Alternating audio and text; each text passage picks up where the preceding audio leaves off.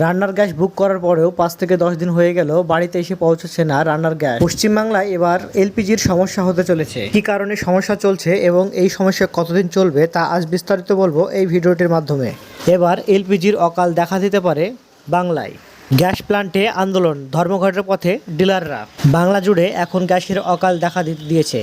গ্যাসের জন্য বুকিং করা হলেও সেই গ্যাস আস্তে আস্তে 5 থেকে 10 দিন লেগে যাচ্ছে, যা কিনা এক কথায় নজিরবিহীন। যে কারণে মহা সমস্যায় পড়ছেন কলকাতা ও শহরসহ বাংলার বহু জায়গায় মানুষ।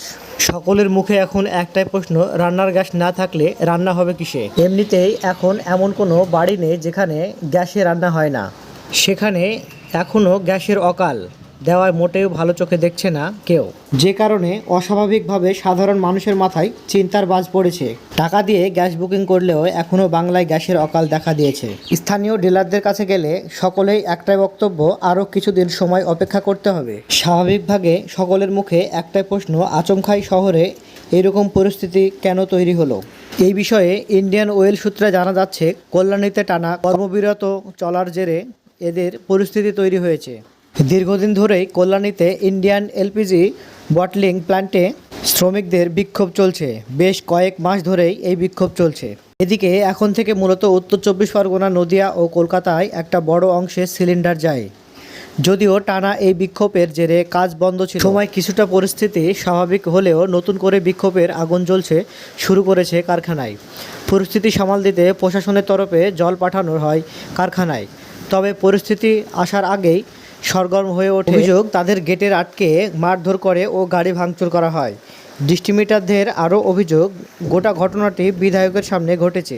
আন্দোলনকারীদের দীর্ঘদিন ধরে সঠিক মজুরি না দেওয়ার অভিযোগ তুলেছে কারখানার বিরুদ্ধে। ইন্ডিয়ান অয়েলের তরফে একজন শ্রমিক পিছু মজুরি প্রায় 900 টাকা দেওয়া হলেও ঠিকাদার তার মাত্র 400 টাকা দিচ্ছেন বলে অভিযোগ করে। সেই সঙ্গে দেদার বেআইনিভাবে কর্মী নিয়োগ।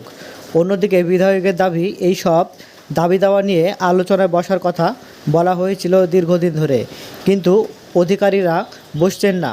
ঘটনা প্রসঙ্গে নদিয়া ডিস্ট্রিক্ট ইন্ডিয়ান ওএলপিজির গ্যাস ডিস্ট্রিবিউটর অ্যাসোসিয়েশনের উপদেশ তথা রাজ্যের মন্ত্রী উজ্জ্বল বিশ্বাস বলেন, বিধায়ক পয়সা নেওয়ার জন্য এইসব করছেন, মানুষকে ভুগতে হচ্ছেন। আমরা প্রশাসনকে বললেও কড়াকড়িভাবে বিষয়টি দেখতেন।